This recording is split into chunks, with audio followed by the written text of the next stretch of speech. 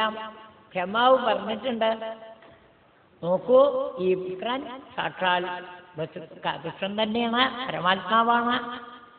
ആത്മതത്വത്തെ പ്രചരിപ്പിക്കാനാണ്, അല്ലെങ്കിൽ അതിൽ തെറ്റിദ്ധരിക്കാനാണ് ഭഗവാൻ ഭൂമിയിൽ അവതരിച്ചിരിക്കുന്നത് എന്നൊക്കെ കേട്ട ദേവഹൂതി ഭർത്താവായ കർദമൻ ഈ കപിലവാസ്തവരെ നമസ്കരിച്ച് പ്രവാചനം ചെയ്ത് പോയതിന് ശേഷം ആണ് ഭാഗവതത്തിലെ കപിലോപദേശം തുടങ്ങുക.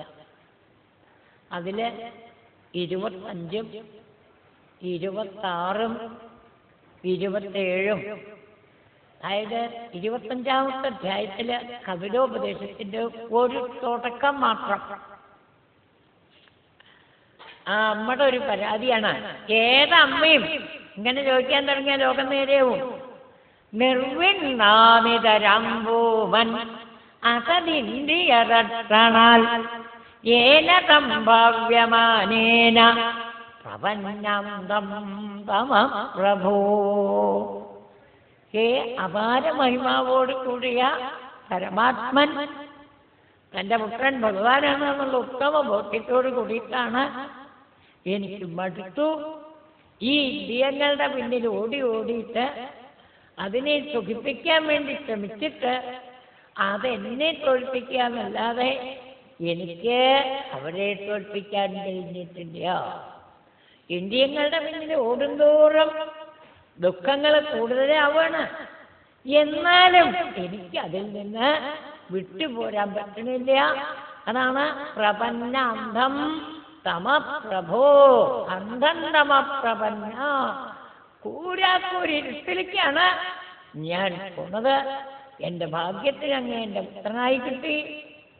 അതുകൊണ്ട് ഏത് വഴിക്ക് പോയാൽ എനിക്ക് ഈ കൂരിരുട്ടിൽ നിന്ന് പ്രകാശത്തിലേക്ക് കടക്കാം.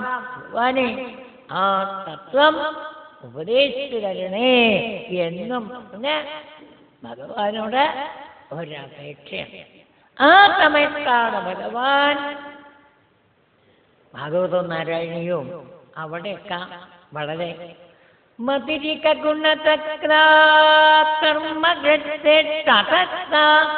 അമൃതരുപരുണ്ടേ ഭക്തിയോഗത്തു സക്രിം മകദനുഗമനഭ്യ ഭക്തിരേവ പ്രസത്യ കപിലതനുരിതിത്വം ദേവകൂത്യൈനഗാദി. 25-ാമത്തെ അധ്യായം മുഴുവൻ ഒരൊറ്റ ശ്ലോകത്തിലാണ്ട് ഒരുക്കി. അമ്മേ, ഭഗവാനും എന്താ അമ്മോട് പറഞ്ഞു കൊടുക്കുക? അമ്മേ, സത്സംഗാണ് ആദ്യം ഉണ്ടാവേണ്ടത്. അതിനാദ്യം എന്ത് ചെയ്യണം? ചേതഖല്യൊത്യ ബന്ധായ മുക്തയേരാത്മനോ മതം ഗുണേഷു സക്രം ബന്ധായ രഥം വാ പുംസി മുക്തയേ. ഈ ഒരൊറ്റ ശ്ലോകത്തിനെയാണ് പിന്നെ അതിൽ ഒരുപാട് വർണ്ണിക്കുക. ഇവിടെ മേപ്പത്തൂര് മതിരിക ഗുണസക്രാകർമ്മകൾ രഥം വാ പുംസി മുക്തയേ ഗുണേഷു സക്രം ബന്ധായ. അതാണ് ഗുണേഷു സക്രം ബന്ധായ. മനുഷ്യനെ പ്രപഞ്ചത്തില് വർദ്ധിപ്പിക്കുന്നത് തന്നെ ത്രിഗുണങ്ങളാണ്. ആ ത്രിഗുണങ്ങളോട് മനസ്സ് ഒട്ടിപ്പിടിക്കുന്നിടത്തോളം കാലം ശരിക്കും നോക്കിയാൽ എന്താണ്ടാവുക? എന്താണ്ടാവുക? അപ്പോഴാണ് ഈ ബന്ധവും ദുഃഖമൊക്കെ ഉണ്ടാവുക അല്ലേ? ഇത് അനുഭവം വരുമ്പോഴേ അറിയുള്ളൂ മനസ്സിന്റെ കുഴപ്പം ഇല്ലേ? ഗുരുവായൂർ ഒരു ഹോട്ടലില് നമ്മുടെ പരിചയമുള്ള ഒരാൾ കയറി. മൂപ്പരങ്ങനെ കൂട്ടാൻ ഉഴപ്പിയപ്പോ ഒരു മുളക് കണ്ടൊന്ന് പിഴിഞ്ഞതാ.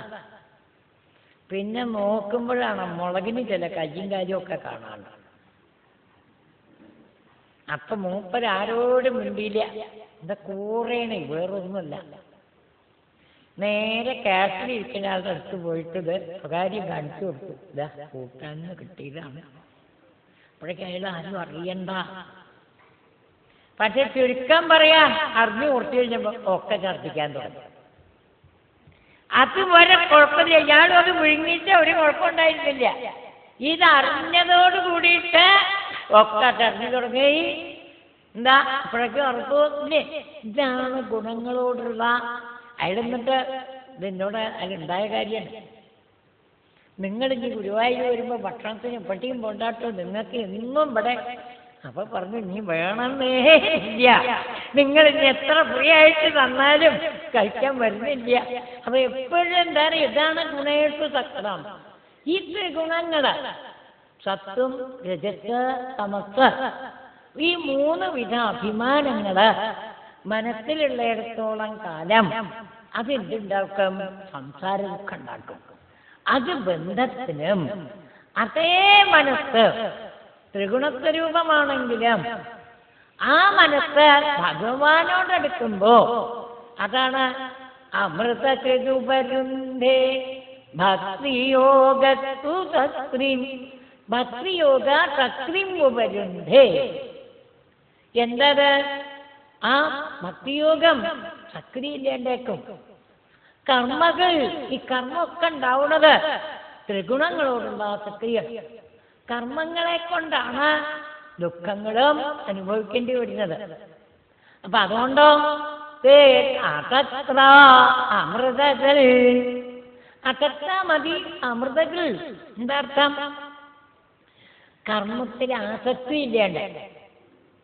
ഭഗവാൻ ചെയ്ത മാതിരി നിഷ്കാമമായിട്ടുള്ള കർമ്മങ്ങൾ അനുഷ്ഠിക്കുകയാണെങ്കിൽ അത് ജീവന് അമൃതഭാവത്തെ ഉണ്ടാക്കുമേ. പക്ഷെ അത് അനുഷ്ഠിക്കാൻ ആദ്യം സാധിക്കണം വെച്ചാൽ എന്ത് വേണം? ഭക്തി ഉണ്ടാവണം. ഭക്തി എങ്ങനെ ഉണ്ടാവുക? അമൃതകൃതു മകധനുഗമലഭ്യ, ഭക്തന്മാരുടെ കൂടെ നടക്കുക. മഹാത്മാക്കളുടെ കൂടെ നാരദഭക്തി സൂത്രത്തില് പ്രത്യേകം പറയും, സത്സംഗം വേണമെന്നല്ല ആദ്യം പറയാം. ദുസ്സംഗ സർവഥാ ത്യാജ്യ. എല്ലാ പ്രകാരത്തിലും ദുസ്സംഗം, ദുഷിച്ച മാർഗത്തിൽ കൂടെ നടക്കുന്നവരുടെ കൂടെ ഒരു കാലത്തും നടക്കരുത്. സ്വല്പം ഒരു പൊടിവലി ഉണ്ടായാൽ മതി സദസ്സില്, ബാക്കിയുള്ളവരും കൂടി പൊടിവലിയന്മാരോ. എന്താ അവര് വലിയ സൗജന്യക്കാരാ. പൊടി വലിക്കുമ്പോ ആദ്യം ഒരു കൊട്ടലുണ്ട് അല്ലേ, അതിന്റെ വാസന കേൾക്കുമ്പോ നമുക്കും തോന്നും ഒരു ജലദോഷമൊക്കെ ഉണ്ടോ, ഒന്ന് പൊടി വലിച്ച് ഒന്ന് തുമ്പിയാൽ എന്നാ കുറച്ച് എനിക്കും തരൂട്ട് തോന്നും. എത്ര വേഗം. അപ്പൊ അതോ ചെറിയൊരു കാര്യത്. അപ്പൊ ഈ വേണ്ടാത്ത സ്വഭാവമുള്ള ആൾക്കാരുടെ കൂടെ നടന്നാൽ ഈ വക സ്വഭാവങ്ങളാണ് പഠിക്കുക. അപ്പൊ അതുകൊണ്ട് എന്താ വേണ്ട? ഭാഗവതം ദുസ്സംഗ സർവഥാ ത്യാജ്യ എന്ന് പറയുന്നതിന് പകരം അവിടെ നല്ലൊരു തത്വ, അമ്മേ സജ്ജനങ്ങളുടെ കൂടെ നടക്കുക. ആ സജ്ജനങ്ങളിൽ നിന്ന് ഈശ്വര കഥകള്, അമൃതസ്വരൂപമായിട്ടുള്ള കഥകള് അവരെങ്ങനെ കേൾക്കുക. സതം പ്രസംഗം മമ ബീജം വിദോ ഭവന്തി കർമ്മരതായന കഥ. എന്താ അതിങ്ങനെ കേട്ടാൽ നല്ല രസായന ഗുണം തരുന്ന കഥകള് സജ്ജനങ്ങൾ ഇങ്ങനെ ഇഷ്ടം പോലെ പറയും. കാരണം അവരുടെ അനുഭവങ്ങളാണ് ഒക്കെ വാസ്തവതേ. അറിയോ, ചിന്മയാനന്ദ സ്വാമി അദ്ദേഹത്തിന്റെ അവസാന കാലത്ത് അമേരിക്കയിലെ ആ ഓപ്പറേഷനൊക്കെ കഴിഞ്ഞ് അദ്ദേഹത്തിനും അപ്പൊ അദ്ദേഹം അയച്ചൊരു കത്ത് ഞാൻ കാണലുണ്ടായി. കോയമ്പത്തൂർ ആര്യവൈദ്യ ഫാർമസി ഡയറക്ടർ കൃഷ്ണകുമാറിന്റെ അമ്മയ്ക്ക് അവസാന അയച്ച കത്ത് അദ്ദേഹം ഇടുന്നു. എന്താ അർത്ഥം എന്ന് വെച്ചാൽ, even though my health is crowding day by day, I am trying to hear the sweet noise of Venu of Sri Krishna. Last കഥ അത് ഇവിടെ കിട്ടിയപ്പോഴേക്കും അവിടെ മരണവും കഴിഞ്ഞിരിക്കുന്നു, അദ്ദേഹം സമാധി അവിടെയും കഴിഞ്ഞിരിക്കുന്നു. അപ്പൊ എപ്പോഴും എന്താ അറിയോ, അങ്ങനത്തെ കൂടെയൊക്കെ നടക്കുമ്പോ പല തത്വങ്ങളും നമുക്ക് പഠിക്കും. പല കർമ്മങ്ങൾ ഈ മഹാത്മാക്കൾ പറയുമ്പോഴും പ്രവർത്തിക്കുമ്പോഴും അദ്ദേഹത്തിന് 70ാമത്തെ വയസ്സിലോട്ട് 70 കിലോ സ്വർണം കൊണ്ട് ഒരു തുലാഭാരം കഴിക്കലുണ്ടായി. അപ്പൊ അദ്ദേഹം ആ ത്രാസിന്റെ തട്ടുന്ന് ഇങ്ങോട്ട് ഇറങ്ങിയപ്പോ ആദ്യം ചെയ്തത് എന്താ അറിയോ? കൈയും കാലും കൊണ്ട് തട്ടി തുടങ്ങിയ എന്തേ ഈ സ്വർണത്തിന്റെ വലിയ പൊടി എൻ്റെ മേലിൽ തട്ടിട്ടുണ്ട്, എനിക്കിത് വേണ്ട കേട്ടോ എന്ന് പറഞ്ഞു. അപ്പൊ അങ്ങനത്തെ മഹാത്മാക്കളെ കാണണം. ത്യാഗത്തിൻ്റെയും അതുപോലെ തന്നെ സ്വന്തം അനുഭവത്തിൽ കൂടെ ഈശ്വര ചിന്ത കൊണ്ട് എന്തൊക്കെയാണ് ഒരു പ്രപഞ്ചത്തിലുണ്ടാവുന്ന അനുഭവങ്ങൾ മറ്റുള്ളവർക്ക് കാണിച്ചു കൊടുക്കുക. അമ്മേ അങ്ങനത്തെ ഒരു കൂടെ പോയാൽ മകദനുഗമലഭ്യ ഭക്തിരേവ പ്രതഭ്യ. ആ ഭക്തി അത്യ ഉണ്ടാവണം. ഭക്തി അത്യ ഉണ്ടാവാൻ അതാണ് ആദ്യത്തെ ശ്ലോകം. കപിലതനുജിതം ദേവകൂട്ടീ എന്നിട്ട് പറഞ്ഞു എന്താ ആ ഭക്തി ഉണ്ടായിക്കഴിഞ്ഞാൽ പിന്നെ 2 അധ്യായങ്ങള്. സഗുണഭക്തി എന്താണ്, നിർഗുണഭക്തി എങ്ങനെയാണ്, അതിനെ എങ്ങനെയാണ് വളർത്തേണ്ടത്, ഈ ഭക്തി എങ്ങനെയാണ് വളർത്തേണ്ടത്, അതാണ് ഭാഗവതത്തില് 3 അധ്യായങ്ങളെ കൊണ്ട്. ഒന്ന് ആ സാഖ്യയോഗം ഒന്ന് വിസ്തരിക്കും. അദ്ദേഹത്തിന്റെ സാഖ്യയോഗ വിസ്താരം വളരെയധികം ഭംഗിയായിട്ട്. ഭാഗവതം 26ാമത്തെ അധ്യായം വളരെ നീണ്ട അധ്യായമാണ്. വായിക്കാനൊരു 10 മിനിറ്റെങ്കിലും വേണം. മേപ്പത്തൂര് അതൊക്കെ പാടെ കൂടി പിടിച്ചിട്ട് ഒരു ചുരുട്ടല. പ്രകൃതി ഭൂതാന്യപി കൃതവിദചാർത്തി പുരുഷ പഞ്ചവിംശ. കറ വേഗം കഴിഞ്ഞറിയോ? ആദ്യം പ്രകൃതി മായ എന്താണ്, എന്തൊക്കെയത്? മകദഹങ്കാരഭൂതാനി അപി 24 തത്വങ്ങള്. ഭാഗവതത്തിൽ ആ തത്വങ്ങളുടെ ലക്ഷണമൊക്കെ കുറെ അധികം വർണ്ണിക്കും. ആദ്യം ഉണ്ടാവുക ശബ്ദം, നിർഗുണായിട്ടുള്ളൊരു തേജസ്. അതെന്താണെന്ന് നമുക്ക് പറയാൻ പറ്റില്ല. ഞാൻ എവിടുന്നോ എവിടെ ഈ തിരുനക്കരയിൽ ശ്രീകൃഷ്ണന്റെ അമ്പലത്തിൽ നിന്ന് കയറുമ്പോൾ ഒരാള്, ഞാൻ അറിയുന്ന ആളാണോ എനിക്കറിയില്ല കേട്ടോ, അതോ ഇവിടെ കണ്ടിരുന്നു കുറച്ച് കഴിഞ്ഞാൽ വരാമെന്നൊക്കെ പറഞ്ഞ് പോയിട്ടുണ്ട്. ആ മൂപ്പരെന്നാ തോന്നണം. അരമണിക്കൂർ ഓഫീസിൽ പോയി ഒന്ന് വരാം, അരമണിക്കൂർ കഴിഞ്ഞിട്ടെന്ന് പറഞ്ഞപ്പോൾ ഇവിടുന്ന് പോയി എന്നെ കണ്ടിട്ട്. അപ്പോൾ മൂപ്പര് ഞാൻ അങ്ങോട്ട് ഇറങ്ങുമ്പോൾ അയ്യപ്പൻ്റെ വെയിറ്റ് എത്ര അറിയോ ചോദിച്ചു. എത്ര പൊങ്ങിയാലും പൊങ്ങില്ലാവോ എന്നാ മൂപ്പര് പറഞ്ഞു. അതൊരു മാത്രം. കാരണം എന്താണ് ഈ നിർഗുണം, ആരാണ് പരമാത്മാവ്, ഇത് മനസ്സിലാക്കാനൊന്നും ആർക്കും പറ്റില്ല. പക്ഷെ ആ നിർഗുണം പ്രകൃതിയുടെ ഒരു മാറ്റത്തിന് വേണ്ടിയിട്ട് ഒന്ന് കണ്ണു തുറന്നു. ആ കണ്ണ് തുറന്നപ്പോഴാണ് മായാന്ന് പറഞ്ഞൊരു ശക്തി. ആ മായാശക്തിയോട് കൂടിയിട്ട് ഈ കിടക്കുന്ന നിർഗുണശക്തി ഒരു ക്ഷോഭം, ഒരു മാറ്റം വരെ. ആ മാറ്റം വരുമ്പോഴാണ് പ്രകൃതിയുടെ 24 തത്വങ്ങൾ. ആദ്യം ഉണ്ടാവുക ശബ്ദം. എന്താ ശബ്ദം? ഏത് ഉണർന്ന ശബ്ദം തന്നെ ആദ്യം ഉണ്ടാവുക അല്ലേ? നമ്മൾ വീട്ടിൽ തന്നെ നേരത്തെ ലേറ്റിട്ട് അടുത്തുള്ളവരുണ്ടെന്ന് എന്താ 3 മണിക്കൊക്കെ നീട്ട് ശബ്ദവും ബഹളമൊക്കെ കേട്ടില്ലോ, എവിടേക്കെങ്കിലും പോയോ എന്നാ ചോദിക്കുക അല്ലേ? അതാണ് ആദ്യം ശബ്ദം ഉണ്ടായി. ഈ ഉണ്ടായ വസ്തുക്കൾക്കൊക്കെ ഈശ്വരൻ തന്നെ ഓരോ റെസ്പോൺസിബിലിറ്റിയും കൊടുത്തിട്ടുണ്ട് ഭാഗവത പ്രകാരം. മേപ്പത്തൂർ അതൊക്കെയാണ് വിട്ടുവെന്ന് മാത്രമേ ഉള്ളൂ. എല്ലാ വസ്തു നമുക്ക് മാത്രമേ ഈ ഉത്തരവാദിത്വം ഇല്ലാത്ത ജന്തുക്കളുള്ളൂ എന്നാ പറയാം. ബാക്കി പ്രപഞ്ചത്തിലെ ശബ്ദം ശബ്ദത്തിന് കൊടുത്ത പ്രത്യേകത എന്താ അറിയോ? അർത്ഥം മറ്റുള്ളവർക്ക് മനസ്സിലാക്കി കൊടുക്കുക. വാക്ക് ഉച്ചരിക്കുമ്പോൾ ഒരാളുടെ ഉള്ളിലുള്ള ആശയം മറ്റുള്ളവർക്ക് മനസ്സിലാക്കി കൊടുക്കല് ശബ്ദത്തിന്റെ പ്രവൃത്തിയാണ്. അപ്പൊ ആ ശബ്ദം രണ്ട് വിധത്തില്, ഒന്ന് അകത്തുമുണ്ട്, ഒന്ന് പുറത്തുമുണ്ട്. അതുകൊണ്ടാണ് ആത്മീയത്തിൽ രണ്ട് വാക്ക് എപ്പോഴും കടന്ന് കളിക്കും. എന്ത്? സ്ഥൂലം സൂക്ഷ്മം, അസത്ത് സത്ത്. സത്ത് എന്ന് പറഞ്ഞാൽ നമുക്ക് കാണാൻ കഴിയും, കേൾക്കാതല്ലോ. അസത്ത് എന്ന് പറഞ്ഞാൽ എന്താ? ഇതിന് കഴിയാത്തത്, സൂക്ഷ്മം. ഈ ശബ്ദം ആദ്യം ഉണ്ടായപ്പോ ഇങ്ങനെ ഒരു ഉത്തരവാദിത്ത അർത്ഥം മനസ്സിലാക്കി കൊടുക്കുക. അപ്പൊ തന്നെ ശബ്ദം എന്നുള്ള ആ ഭാവം ഉണ്ടായപ്പോ അങ്ങേപ്പെട്ട ഒരു അഭിമാനം ഉണ്ടായി. എന്താ അഭിമാനം? ഇപ്പോൾ ഇംഗ്ലീഷിലൊരു പഴഞ്ചൊല്ലുണ്ട് അല്ലേ, എന്താ? Necessity is the mother of invention.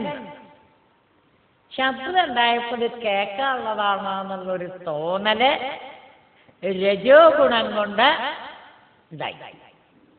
ആ തോന്നലുണ്ടായപ്പോ ഭഗവാൻ ഒരു ഇന്ദ്രിയം, ഇന്ദ്രിയം എന്ന് പറഞ്ഞാൽ എന്താ? അത് കൂടെ സന്തോഷത്തെ തരുന്നത്. ഇന്ദ്രാദി ഇതി ഇന്ദ്ര, കർമ്മത്തിൽ കൂടെ സന്തോഷത്തെ ഉണ്ടാക്കി തീർക്കുന്നതിനെയാണ് ഇന്ദ്രിയം എന്ന് പറയാം. അപ്പൊ ആദ്യം ഉണ്ടായത് ഈ ശബ്ദവും ശബ്ദത്തിനോടനുബന്ധിച്ച ഇന്ദ്രിയാണ്. ഇത് വല്ലാത്തൊരു സാധനമാണ് അല്ലേ?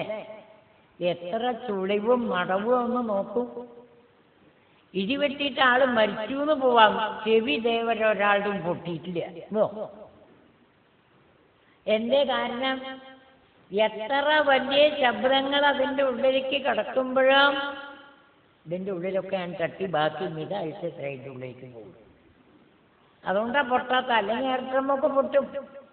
ഇത്ര ഡെസിബല് കഴിഞ്ഞാൽ എന്നൊക്കെ പറഞ്ഞിട്ടേ, പക്ഷെ അത്ര ഡെസിബൽ അതിൻ്റെ ഉള്ളിലേക്ക് പോവില്ല. ആ പാകത്തിനുള്ളതേ പോവില്ല. ചെവി ഉണ്ടായി. ആദ്യം ശബ്ദം ഉണ്ടായി. ശബ്ദം അജ്ഞാനത്തിന്റെ പ്രഥമ സ്വരൂപമാണ്, അതേ സമയത്ത് ജ്ഞാനത്തിന്റെ. എന്താ അജ്ഞാനത്തിന്റെ പ്രഥമ സ്വരൂപമാണ്? ഈ അറിയുന്നുള്ള അറിവന്നെ ഏറ്റവും ബുദ്ധിക്കാത്രേ. നമ്മൾ ഏറ്റവും അറിയാത്തവരാണ്. ഞാൻ ഇന്നിപ്പോൾ അദ്ദേഹം അവിടെ ഇങ്ങനെ നിൽക്കുമ്പോൾ അദ്ദേഹത്തിന്റെ ആ ഒരു പുസ്തകത്തിന്റെ മുമ്പിലത്തെ ഒരു വാചകം, വിദ്വത് ജനങ്ങളുടെ നടുവില് അറിവുള്ളവര് സാധാരണ നിലയ്ക്ക് മൗനാണ് പാലിക്കല്. കാരണം എന്താ വെച്ചാൽ നമ്മുടെ വിട്ടിത്തം വേറൊരാൾ അറിയണ്ടല്ലോ എന്നും പറഞ്ഞിട്ട്. അപ്പൊ ശബ്ദത്തിന് ആദ്യം ഉണ്ടാവുക അജ്ഞാനാവുകൊണ്ടാണ് തമോ ഗുണം. തമോ ഗുണം വിജൃംഭിച്ച ശബ്ദം, രജോ ഗുണം വിജൃംഭിച്ച ചെവി, ഇനി അതിന്റെ സത്വഗുണം അത് വർദ്ധിച്ച് അത് കേൾപ്പിക്കുന്ന ദേവൻ. ആ ദേവന്റെ പേരാണ് ദിഗ്ദേവത. ഇങ്ങനെ ആദ്യം മൂന്നെണ്ണം ഉണ്ടാവുകയും ഈ ശബ്ദം നിറഞ്ഞിട്ട് അതിന്റെ സ്ഥൂലഭാവമായിട്ട് ആകാശം, അതാണ് പഞ്ചഭൂതങ്ങളും അതിന്റെ തന്മാത്രകളും. അതാണ് പ്രകൃതി മകം അഹങ്കാരാറ്റ മാത്രാറ്റ ഭൂതാനി. സത്വഗുണത്തിൽ നിന്ന് ദേവതകൾ, രജോ ഗുണത്തിൽ നിന്ന് ഇന്ദ്രിയം, തമോ ഗുണത്തിൽ നിന്ന് പഞ്ചഭൂതങ്ങളും തന്മാത്രകളും. അതാദ്യം ശബ്ദവും ആകാശവും. രണ്ടിനുണ്ട് ഉത്തരവാദിത്വം. ആകാശത്തിനുണ്ട് ഉത്തരവാദിത്വം എല്ലാത്തിനും ഗ്യാപ്പ് കൊടുക്കുക. നമ്മളിപ്പോൾ ഇവിടെ ഇരിക്കുന്നത് എന്തുകൊണ്ടാ? ഇവിടെ ആകാശം ഉണ്ടാവുകൊണ്ടാണ്. ആകാശം എന്ന് പറഞ്ഞാൽ ഒഴിഞ്ഞ സ്ഥലം. ആ ആകാശത്തിലാണ് ഇരിക്കുന്നത്. അത് ഉള്ളിലുമുണ്ട് പുറത്തുമുണ്ട് ഇല്ലേ? ശബ്ദമുണ്ട്, ഉള്ളിലുമുണ്ട് പുറത്തുമുണ്ട് ഇല്ലേ? ശബ്ദം അത് ചെവി പൊട്ടിയാൽ കേൾക്കുന്ന ശബ്ദമാണ് ഉള്ളിലുള്ള ശബ്ദം. ആ ശബ്ദത്തിന്റെ വികൃതിയിലാണ് ഇടയ്ക്ക് വയറ് വല്ലാതെ ഇഴയ്ക്കുന്നു ഇതൊക്കെ പറയും നമ്മൾ. അതിപ്പോ അകത്തുള്ള ശബ്ദം. ഇത് കഴിഞ്ഞാൽ രജോ ഗുണത്തിൽ ഇപ്പൊ 4 അടുത്തതും ഉണ്ടാവുകയും. അടുത്തത് എങ്ങനെയാണ്? ശബ്ദം കട്ടിപിടിച്ച് അത് കുറച്ച് കനത്തില് സഞ്ചരിക്കാൻ തുടങ്ങി അങ്ങോട്ടും ഇങ്ങോട്ടും ഈ തരംഗങ്ങൾ. അതിന് സ്പർശം എന്നാണ് പറയുക. ശബ്ദത്തിൻ്റെ തരംഗങ്ങള് കനം കൂടിയാൽ അത് സ്പർശമായി.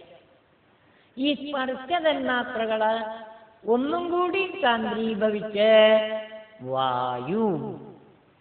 രണ്ടു കൂട്ടർക്ക് ഉത്തരവാദിത്വം കൊടുത്തു. സ്പർശത്തിനുള്ള ഉത്തരവാദിത്വം എന്താ? 4 കാര്യം. തൊട്ടറിയേണ്ടത് എന്തൊക്കെയാ? വേഗം അറിയാം. ചൂടുണ്ടോ തണുപ്പുണ്ടോ, അതോ സോഫ്റ്റാണോ അതോ ഖരാണോ? അല്ലെ ഇപ്പൊ നമ്മൾ ഇരിക്കണ നല്ല കുഷ്യനാണ് കേട്ടോ. രാത്രി ഉറങ്ങാൻ എന്ത് ഫോം ബെഡ?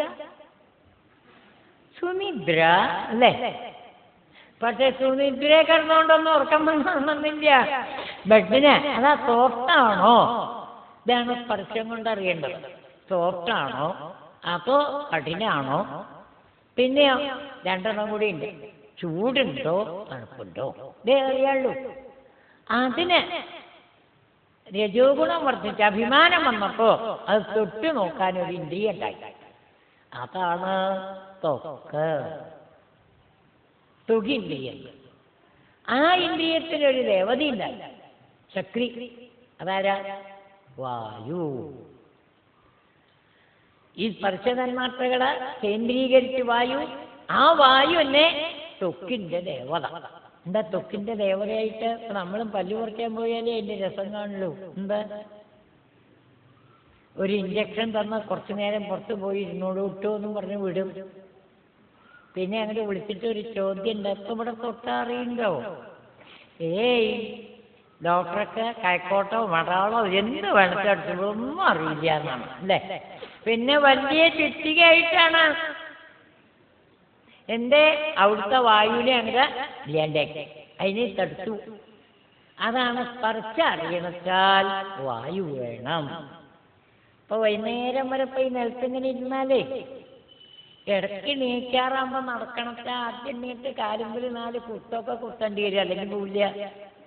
എന്റെ കാരണം ആ വായുവിനെ ഒന്ന് ഇളക്കി വിടാൻ വേണ്ടിയിട്ടാണ്.